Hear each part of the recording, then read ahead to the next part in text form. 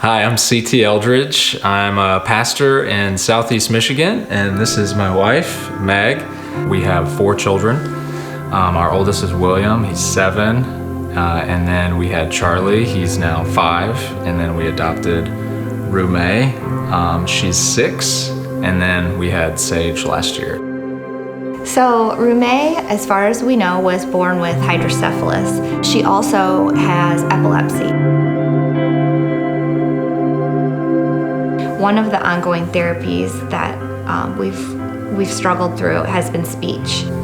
I tried, I think, 3 or 4 different speech therapists, and we did pay out of pocket, beyond our insurance, for speech therapy. She has to have somebody who can approach her and integrate sensory and OT into the experience of speech and give her safety and space to get out all the anxiety that she feels. A friend told me that there's this speech pathologist on the other side of town who really knows how to work with children who have different types of needs, who might come from trauma or may have a different thing going on with their speech. Around that same time, we heard about the grant and applied, and so it's allowed us to not only keep doing speech, but Amanda now comes to our house, does in-home speech therapy with her, which has opened up Ru Mei's comfort level a ton.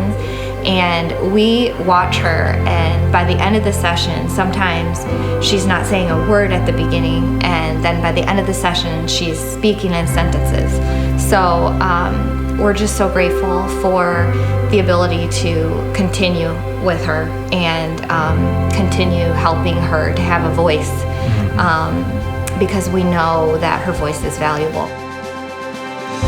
And really, it's just been a relief to our family, like knowing that this grant is available. It's always like a triage of what are we going to do next for her, and what do we have to do, and what can wait, and what can we afford, and what is the medical weight of each procedure or thing going to be. It's just been endless. Medical grants aren't something we traditionally think of for how we're going to pay for medical care. You know, it's generally out of pocket or through my insurance, and it's just not a traditional means of providing for your family, providing for your children. But there are people who understand. There are people who've walked down the path that you've walked down and understand that this is a journey. It's not, you know, a year-long process. It's not a 2-year-long process, but it's a journey, and we're called as the body of Christ and just as neighbors to carry one another's burdens. Thank you so much for your generosity. I remember the day that we got the letter that Show Hope had given us a grant, and it was such a relief.